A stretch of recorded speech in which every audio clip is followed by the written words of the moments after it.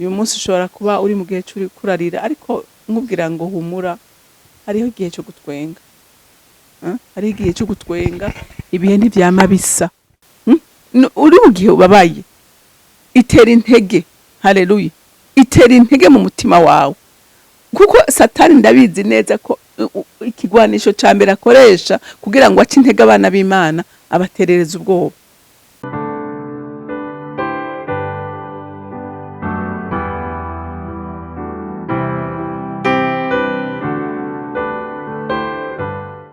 Bakunzi bahori CANAAN TV, ndanezerewe kandi gusubira guhura namwe ngo tuganire ijambo ry'Imana. Imbere yuko dutangura kuganira, reka dusenge. Uri mwiza papa, ugira neza papa, nta usa nawe muvyeyi mwiza, uradukunda kandi uratwitwararika. Tugushimiye ko utwigisha buri munsi kugira ngo dushobore kuba abahungu n'abakobwa mwami Imana bashika ku rugezo rwo gutahura ijambo ryawe no gutahura ukuri kwawe mukunzi. None ndasenze ngo nukomeze kuvomerera impemu zacu kugira ngo zibandanye kwaguka no gukura, kugira ngo dushike ku rugezo ushobora kudutuma ibikorwa bituma mwami Imana ubwami bwawe bwaguka. Ndagushima Mana kandi ndagukunda kuvyumvise kandi kwemeye kubikora. Hanyuma icubahiro cyose n'amashimwe yose aba yawe, nawe ndabisenze ndavyizeye kuvyumvise mu izina rya Kristo Yesu. Amen, amen. Ijambo ry'Imana ngomba kutuganira uyu munsi ni ijambo rishaka guhumuriza umuntu ariko araca mu bihe bitoroshe, mu bihe bigoye. Na Salomo ivyo yarabivuze ko arabona yuko Imana ni Imana ikuranye ibihe. Ni Imana ikuranye ibihe. Uyu munsi ushobora kuba uri mu gihe cy'uri kurarira, ariko nkubwira ngo humura, hariho igihe cyo gutwenga. Hari igihe cyo gutwenga, ibihe ntivyama bisa. Imana ni Imana rero ikuranye ibihe. Reka dusome mu Musiguzi igice ca 3, turasoma kuva ku murongo wa mbere dushikane ku murongo w'8. Imana yashingiye ikintu cyose igihe cyacu.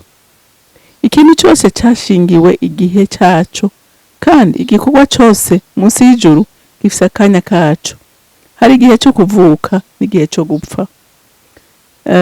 Hari igihe cyo gutera n'igihe cyo kurandura ibyatewe. Igihe cyo kwica n'igihe cyo gukiza. Igihe cyo gusambura n'igihe cyo kubaka. Igihe cyo kurira n'igihe cyo gutwenga. Igihe cyo kuboroga n'igihe cyo kuvyina. Igihe cyo gushibura amabuye n'igihe cyo kurunda amabuye. Igihe cyo kugumbirana n'igihe cyo kwirinda kugumbirana. Igihe cyo kurondera igihe cyo kurondera n'igihe cyo gutakaza. Igihe cyo kuzigama n'igihe cyo guta. Igihe cyo gutabura n'igihe cyo kubarira. Igihe cyo gucereza n'igihe cyo kuvuga. Igihe cyo kugumbirana n'igihe cyo kwankana. Igihe cy'intambara n'igihe cy'impore. Amen. Rumva Salomo aravuga neza yuko Imana ari Imana ikuranye ibihe. Ni Imana ikuranye ibihe. Rero ukabona hari ibihe bikugezeko. Ukabona hari ibihe bikugezeko. Ntiwemera amajwi ya Satani. Ntiwemera amajwi ya Satani ngo aguca intege akwereke yuko byawe birangiye. Oya, ntibirangiye. Yavuze ngo ikintu cyose cyashingiwe igihe cyacu. Haleluya. Haleluya. Igihe cyose ngo cyagize iki cyashingiwe igihe cyacu. Ngo ikintu cyose cyashingiwe igihe cyacu, kandi igikorwa cyose munsi y'ijuru gifise akanya kacu. Haleluya. Ngo hari igihe cyo kuvuka. Iyo uvutse bumenya ngo ndavutse, ariko hariho n'umunsi wo gupfa. Ivyo ngira ngo nta n'umuntu wo kurigara bitebako, nta n'uwo vyotera ubwoba, kuko ni ikintu kibwirizwa kuba. Haleluya. Haleluya. Ni ikintu kibwirizwa kuba. Umuntu aravuka, akabaho, agapfa. Kandi gupfa ushobora gupfa ukenyutse, ushobora gupfa uburamye, ushobora gupfa Imana yagushingiye. Haleluya. Ico rero twari dukwiye kucakira tukacemera, ntitunababare, ariko kenshi turababara kubera gutandukana n'uwawe biba byoroshe. Haleluya.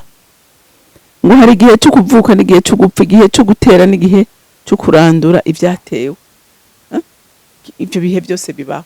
Ariko icyo ngomba kuvuga muri ibi ni giki, nuko naho tutoja muri izi details zose bavuze ko ni byinshi bavuze, unamanutse no hepfo urasangamo n'ibindi, ariko ikintu umuntu agomba kumenya mu buzima nuko uyu munsi ni waba uri mu gihe ubabaye, uri mu gihe ubabaye, itera intege. Haleluya. Itera intege mu mutima wawe, kuko Satani ndabizi neza ko ikigwanisho ca mbere akoresha kugira ngo ace intege abana b'Imana, abaterereza ubwoba, akakwereka ko igihe urimwo urumva umenga ntuzokivamo, umenga ibyawe birangiye, ariko mubwire ngo hari igihe ikinyene Imana yagiteguye ngo kimbeko, ariko hari ikindi kiza cy'umunezero kinjeko. Haleluya. Igihe niba ubabaye umunsi uvuga uti naho mbabaye umunsi, hari igihe cy'umunezero kwinjeko, kuko dufise Imana ikuranye ibi. Haleluya. Haleluya. Icyo rero nta muntu agihindura. Satani yogerageza kiretse wowe nyene. Burya abantu nibo bigumiza mu gasho, abantu nibo bigumiza mu gasho, kuko iyo nico gihe kije, hama ico gihe ukacakira ukakinezerererwamwo. Kuko kunezerwa no kuvuga iki, no kuvuga ko ucakira ukakigira icyawe. Rega hari umuntu agira anezere, sinzingira ndakivuze kutari ko mugabo nigihe ucakiriye ukumva nyene uracakira ukigize icyawe, uba wakinezererewe, uba wacakiriye. Ariko ikintu kije uravuga uti ndacyanse, ndazi ko hari ikindi gihe kiza kinjeko. Haleluya. Ukemforma Satani akabyumva akabimenya. Rero ni wewe ushobora kucitevyamwo canke ukakinyaruka kuvamo. Haleluya. Rero nje ngutera intege nkubwira ngo sinzi igihe uri kuracamo, ushobora kuba uri kuraca mu gihe kigoye, ariko nabwira nkubwire ngo hari Imana ije gukuranya ico gihe. Rero ubeho nk'uwiteguye guhindurirwa igihe. Haleluya. Ntugume uri wa muntu yiteguye kuguma muri curimo. Ego ibi yatura kwa amajambo mabi uba uri kuracigumizamo. Mbega urazi ko ari umuntu akubwira ati jewe nukuri nta kiza kintumbera, nta kiza kintumbera, none wumva coza igihe kiza cyo kuza ko gute, kandi we witoranije ko ibihe bibi gusa biza kuri wewe.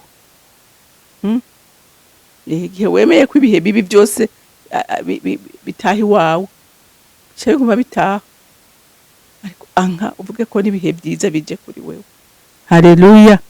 Haleluya. Salomo aramenya ko Imana ari Imana igira iki, Imana ikuranya ibihe. Haleluya. Igihe cyo gutabwa, hari igihe cyo gutabwa. Ego nico gikunda kubabaza abantu kenshi. Rego ugasanga watawe. Nagira ndakubwire ngo muri ico nyene fata amaboko n'amaguru, Imana amaguru n'amaboko, uhangana amaso nayo, abagutaye barakugarukira. Haleluya. Abagutaye barakugarukira. Uhagarane nayo, uyibarire ngo iki gihe kiragoye, kuko ujya hajya gutabwa n'umuntu ukunda, n'umuntu wari ufise ku mutima, wari ufise ku ivyizigiro, ukabona aragutaye, biravuna umutima. Ariko iyo uvyifashemwe neza ukamenya ngo ndahagararana nawe n'uyu mwami, arakugarukira kandi akakugarukira agufitiye n'imbabazi nyinshi. Haleluya. Rero ntucibwe intege n'ibihe bikomeye ushobora kuba uri kuracamwo. Turabibonye neza ko ibihe bibisanya n'ibindi. Haleluya. Ibihe bibi biraza, ibihe byiza biraza. Imana nibikuranye kandi ko yabigenye, niko yabitegetse, nta muntu ashobora kubihindura, nta numwe abaho. Imana yonyene nishobora kubihindura. Hanyuma kandi bikaba n'inyifato yawe, ngene uvyifatamwe muri ico gihe uri muri ivyo bihe bigoye, ngene uvuga, ngene watura, ngene witwara, ngene usenga, ngene ubana n'Imana. Ivyo byose biradetermina wuri nico watahuye nico ufise muri we. Haleluya, haleluya. Kandi n'umwansi aramenya uwo bahanganye ingene ahagaze, ico ashoboye n'ico adashoboye. Rero nahawe kumenya ngo ibihe ndimwo ntibica intege, ndakomera ndashikamye, kuko uwunshikamishije arakomeye kandi aruta uri mw'isi. Imana yo mwijuru ibampera umugisha. Mana data rugira vyose uri mwijuru, shimwa mwami Imana kuri Imana ikuranye ibihe, kandi atana rimwe worekera mu mageragezwa abana bawe, ariko wowe ivugiye wewe ubwawe unaho muzoca mu muriro ntimuzosha, nzoba ndi kumwe namwe, muri muzoca mu mazi imigezi ntizobatembana, udupfumbase mu kiganza cawe. Pfumbata rero abantu bose bari mu bibazo, barushe, baremerewe, ubagenderere kandi ubagirire neza, kugira ngo bumve ihumure riva kuri wewe. Uzoba ukoze muvyeyi mwiza, ndagushimiye kandi ndakuninahaje.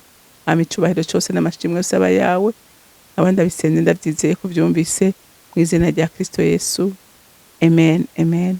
Mwarahezagiwe, mugira umunsi mwiza.